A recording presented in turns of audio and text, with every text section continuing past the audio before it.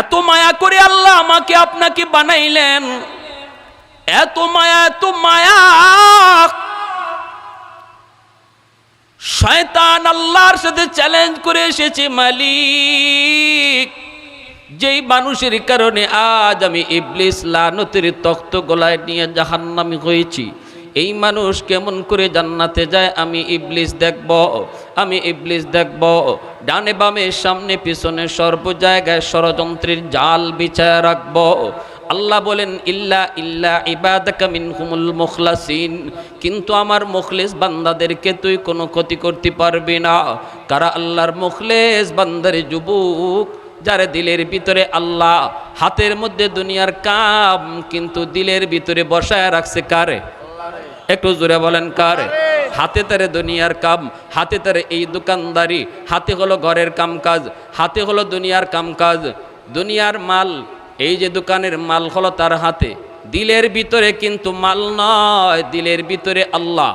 কেমনে বুঝবো? কয় আজান হলে পরে দোকানের শাটার বন্ধ করে মসজিদে যায়, তাহলে বোঝা গেল দিলের ভিতরে দুনিয়ার মাল ছিল না, দিলের ভিতরে দোকানের মাল ছিল না, দিলের ভিতরে ছিলেন কে? আল্লাহ। ঠিক না?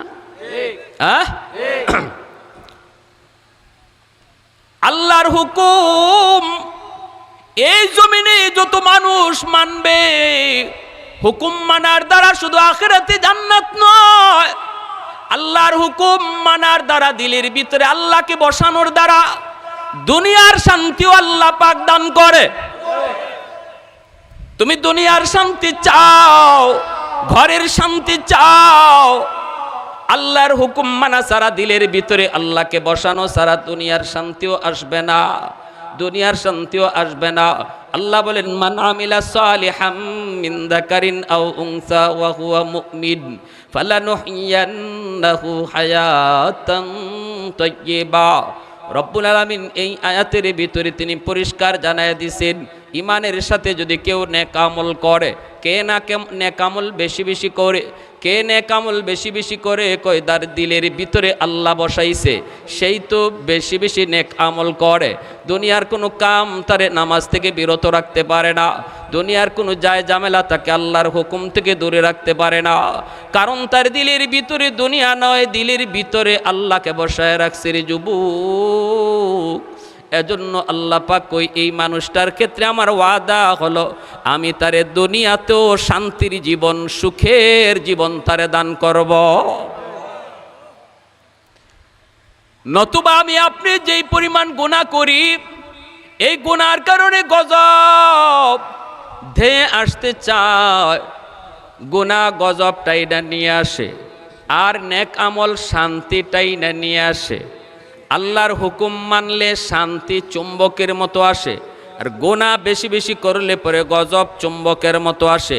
গুনার খাসলত হলো গজবানা, আর নেক আমলের বৈশিষ্ট্য হলো শান্তি নিয়ে আসা। ঠিক কিনা? আরো জোরে বলেন ঠিক কিনা? রব্বুল আলামিন তিনি বলেন জানুনি, আলা কুল্লা ইয়াউমিন ওয়াল আরদা ইয়াস্তাজিলু রাব্বাহু ওয়াল মালাইকাতু ইয়াস্তাজিলু রাব্বাহু ওয়াল বাহরা ইয়াস্তাজিলু রাব্বাহু। আল্লাহ পাক রব্বুল আলামিন হাদিসে কুদসি আল্লাহ পাক বলেন জানুনি, প্রতিদিন জমিন আমি আল্লাহর কাছে আবদার করে, আল্লাহ এই জমিনে যেই পরিমাণ গুনাহ হয়, এই জমিনে যেই পরিমাণ অন্যায় হয়, অত্যাচার হয়, এই জমিনে যেই পরিমাণ জুলুম হয়, আমি জমিন আর কত এই গুনাহ দেখব গো মালিক, আর কত বেনামাজির পায়ের বোঝা আমি নিব। ও মালিক, আমি জমিন আর কতদিন সুদকুরির পায়ের আওয়াজ আমি কতকাল শুনব?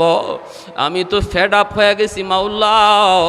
আমি জমিন তো তোমার হুকুম আহকাম ঠিক মতো পালন করি, আমাকে আদায় করেছো, হুকুম করেছো তসবি পড়ার, তসবি আদায় করি, আমি তো তোমার হুকুমেই চলি, কিন্তু নাফরমান দেখো না কেমনে আমি জমিনের উপর দিয়া হাঁটে।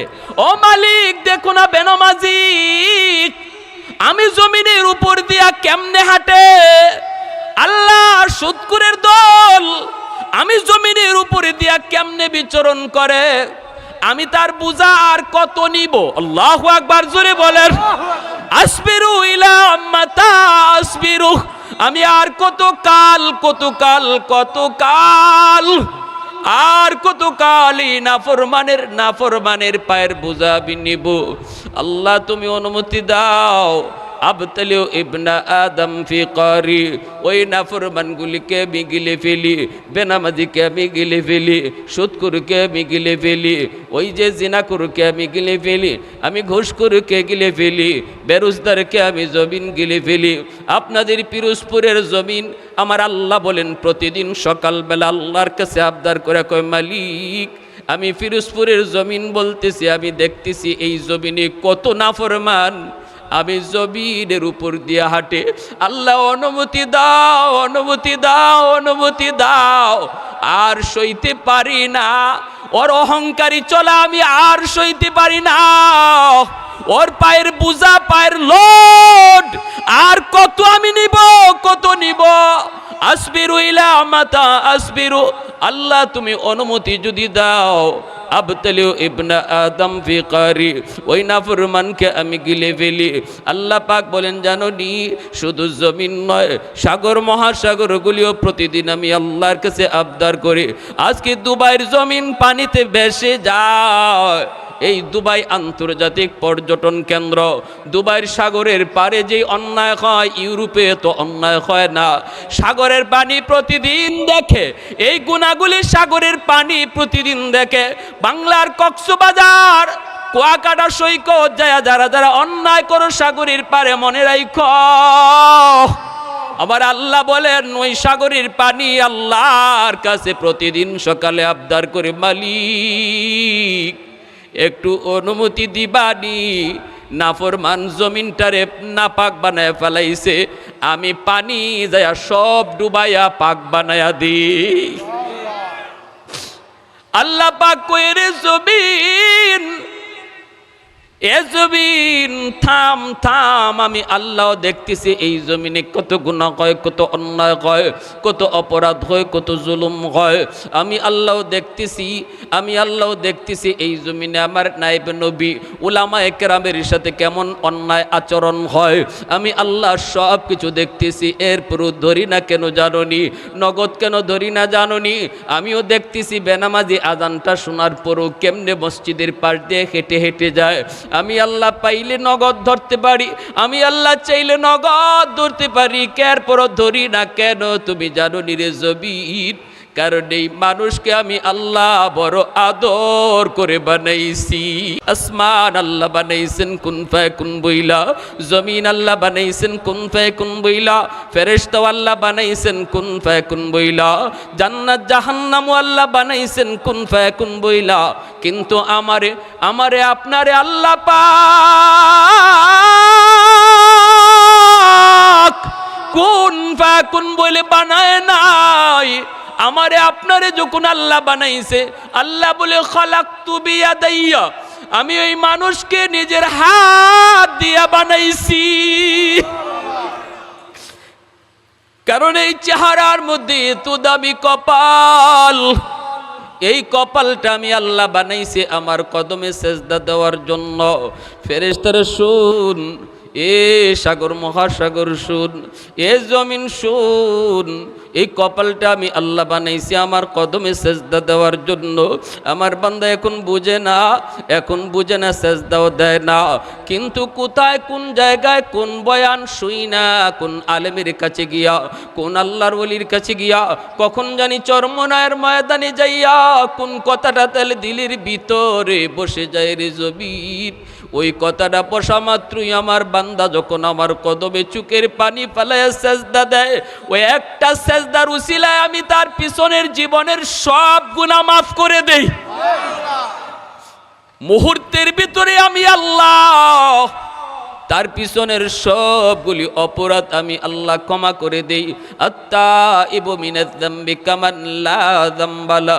এজন্যই আল্লাহর নবী বলেছেন, যখনই আল্লাহর কোনো বান্দা কোনো মজলিসে বইসা তওবার নিয়তে আল্লাহর কাছে কান্দে, এই কান্না কেউ দেখলো না, কেউ শুনলো না, এই কথা কেউ শুনলো না, কেউ জানলো না, কিন্তু মালিক আসমান থেকে আল্লাহ পাক আরশ থেকে তিনি তার বান্দার দিলের কথাটা আল্লাহ শুনতেছেন।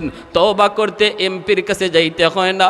এরে যুবক, আল্লাহর কাছে তওবা করতে চেয়ারম্যানের হাত ধরতে হয় না, ইমাম সাহেবের হাত ধরেও তওবা করতে হয় না। তুমি ওই জায়গায় বসে বসে যদি দিলের কথাটা আল্লাহকে শোনায় দাও, দিলে দিলে যদি বলো মালিক চোখের সামনে দেখেছি কত যুবক আমার বয়সে কবরে চলে গেল, চোখের সামনে দেখেছি গো মালিক খেলার সাথী কবরে চলে গেল, লেখাপড়ার সাথী কবরে গেল। আল্লাহ কত যুবক ঘুমাইলো, জীবনের শেষ ঘুম তার হয়ে গেল, ঘর থেকে বিদায় নিল আর ঘরে ফিরে আসি নাই, বিবি বাচ্চার কাছ থেকে বিদায় নিয়ে গেল আর বিবি বাচ্চার কাছে ফিরল না। পত্রিকার পাতা উল্টাইলেই প্রতিদিন অ্যাক্সিডেন্টের খবর, অ্যাক্সিডেন্টে শুধু যুবকের মৃত্যু, যুবকের মৃত্যু। এই কথাগুলি ইয়াদ কইরে যদি কোনো যুবক চোখের পানিটা চাই রাখো, আল্লাহ যা করেছি জীবনে ভুল করেছি আর করব না গো আল্লাহ, তার এই কথাটা কেউ শুনলো না, কেউ দেখলো না, তার গুনার কথা কেউ জানলো না, আল্লাহ পাক রাব্বুল আলামিন তার কথা শুনলেন, মুহূর্তের ভিতরে তার নামটাকে আল্লাহ পাক গুনাহগারের তালিকা থেকে কাইটা ওলির তালিকায় উঠায় দেয়। একটু জোরে আওয়াজ দিয়ে সুবহানাল্লাহ, আর একটু জোরে সুবহানাল্লাহ, মুসলমানের আওয়াজে সুবহানাল্লাহ। এজন্য আল্লাহ পাক কয় শুনো, আমি আল্লাহ দেখি, আমি আল্লাহ দেখতেছি এই জমিনের ভিতরে কত গুনাহ হয়, কত অন্যায় হয়, কত অপরাধ হয়। এ জমিন আমি ভালো করে দেখতেছি, ভালো করে আমি আল্লাহ শুনতেছি, ভালো করে সব বুঝতেছি।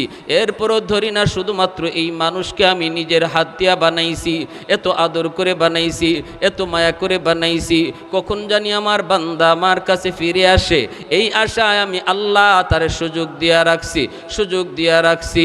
জানোনি এই জমিনের ভিতরে চার দল যতদিন থাকবে, আল্লাহ বলতেছেন সুবহানাল্লাহ, জোরে বলেন কয় দল, আরো জোরে বলেন কয় দল, আরো জোরে কয় দল। আওয়াজ আওয়াজ সময় মতো উঁচা করার লাগবে তো, লাগবে তো ইনশাআল্লাহ, রাজি আছি তো ইনশাআল্লাহ। কয় দলের কথা আল্লাহ বলতেছেন? চার দল জমিনের ভিতরে যতদিন থাকবে ততদিন আমি আল্লাহ এই জমিন টিকায় রাখবো, আযাব গজব থেকে দূরে রাখবো, রহমতের চাদর দিয়ে ঢেকে রাখবো। লাউলা মাশাইখু রুক্কা ওয়াশ-শাবাবু খুশশা ওয়াল আতফালু রুদ্দা ওয়াল আনআমু রুত্তা লাজআলতুস সামাআ হাদিদা ওয়াল আরদা খাফসাফা ওয়াত তুরাবা রামাদা ওয়ামা আনজালতু মিনাস সামাই কাতরা ওয়ামা আনবাততু মিনাল আরদি নাবাতা বাল আনজালতু আলাইকুমুল আযাবা সাব্বা। আল্লাহ পাক বলেন জানোনি এই জমিনের ভিতরে আমার কিছু বৃদ্ধ বান্দা বান্দি আছে। প্রথম দল হলো আমার কিছু বৃদ্ধ বান্দা বান্দি, ওই বৃদ্ধ বান্দা বান্দি বয়স আমি আল্লাহ তার নিয়ে নিছি, এখন সে বৃদ্ধ হয়ে গেছে, যৌবনের শক্তি তার গায়ে নাই, যৌবন আমি আল্লাহ কেড়ে নিয়েছি, সে নিজে নিজে বৃদ্ধ হয়ে নাই রে জমিন। আমি আমার বান্দা যৌবনে আমার হুকুম ঠিকমতো আদায় করত, যৌবনে মসজিদে আইসা নামাজ পড়ত, যৌবনে সুন্দর করে সেজদা দিত, যৌবনে সুন্দর করে রুকু করত। এখন আমি আল্লাহ তারে বৃদ্ধ বানিয়ে দিছি, তার গায়ে শক্তি নাই, কোমরে তার ব্যথা, হাঁটুতে তার ব্যথা, মাথায় তার ঘোরায়, মসজিদে যেতে চাইলে মসজিদে যেতে পারে না, রুকু করতে গেলে তার কষ্ট হয়, সেজদা দিতে গেলেও তার কষ্ট হয়। এরপরও আমার বান্দা কষ্ট করে করে আমাকে রুকু দেয়, আমাকে সেজদা করে রে। আমার ওই বৃদ্ধ বান্দা বান্দি কষ্ট করে রুকু সেজদার দিকে তাকাইলে এই জমিনের প্রতি মায়া লেগে যায়। দুই নম্বরে আল্লাহ পাক বলেন ওয়াশ-শাবাবু খুশশা, আল্লাহ বলেন এই জমিনের ভিতরে এমনও কিছু যুবক আছে যেই যুবক যৌবনের পাগলামি করে না, অথচ তার পাগলামি করার বয়স, এরপরও সে পাগলামি করে না, বন্ধুদের সাথে গুনার কাজে যায় না, বন্ধুদের সাথে গান বাজনার আয়োজন করে না, যাত্রার প্যান্ডেল করার ক্ষমতা তার ছিল, এরপরও বহু যুবক যৌবনের পাগলামি করে না, তার 5 ওয়াক্ত মসজিদে পাওয়া যায়। আল্লাহ পাক বলেন এই যুবকের মাথায় টুপি দেখা যায়, মুখে নবীর সুন্নাহ দাড়ি পাওয়া যায়, উলামায়ে কেরামের সাথে সম্পর্ক তারে দেখা যায়, খারাপ যুবকদের সাথে সে চলে না, নামাজি যুবকদের সাথেই সঙ্গ দেয়, অথচ তার ভিতরও গুনাহ করার চাহিদা আছে। এরপরও আমার ওই যুবক বান্দাটা যখন দিলের ভিতরে আমি আল্লাহর প্রেম তার অন্তরের ভিতরে জমায় নেয়, দুনিয়ার নাপাক প্রেম ভালোবাসা অন্তরে জন্ম দেয় না, জায়গা দেয় না, ওই যুবকের কলিজার দিকে যখন আমি আল্লাহ তাকাই, তখন এই গুনাহগার জমিনের প্রতি আমার মায়া লেগে যায়। মুসলমানের আওয়াজে কন্যা সুবহানাল্লাহ, আর একটু জোরে সুবহানাল্লাহ। এই হলো দুই দল। 3 নাম্বার দল আল্লাহ বলেন ওয়াল আতফালু রুদ্দা, জমিনের ভিতরে ঘরে ঘরে কিছু শিশু বাচ্চা আছে। আল্লাহ বলেন যখন এই জমিনের ভিতরে মানুষের গুনার কারণে গজব আসতে চায়, তখন আমি আল্লাহ তাকায়া দেখি তার ঘরে কিছু অবুঝ নিষ্পাপ শিশু বাচ্চা আছে। এই গজবের ভিতরে শিশুটাও পড়ে যায়, অথচ শিশুদের উপরে শরীয়তের কোনো বিধিবিধান নাই, তার উপরে নামাজ নাই, তার উপরে রোজা নাই, তার উপরে শরীয়তের কোনো বিধিবিধান নাই। গুনাহ যদি করছে তার মায়, গুনাহ করছে তার বাবায়, গুনাহ করছে তার বড় ভাইয়ে, এদের কারণে যখন গজব আসতে চায়, ওই শিশুটার দিকে যখন আমি আল্লাহ তাকাই যে এই গজবের ভিতরে তো বাচ্চাটাও পয়রা যায়, তখন ওই বাচ্চার খাতিরে আমি আল্লাহ গজব থেকে সবাইকে বাঁচাইয়া দেই। আওয়াজ দিয়ে কোন সুবহানাল্লাহ। 4 নম্বরে নবীজি বলেন আল্লাহর কথা ওয়াল আনআম রুত্তা, এই জমিনের ভিতরে কিছু পশু পাখি, হাঁস মুরগি গরু ছাগল আছে, এই পশু পাখির উপর শরীয়তের কোনো বিধিবিধান নাই, নামাজ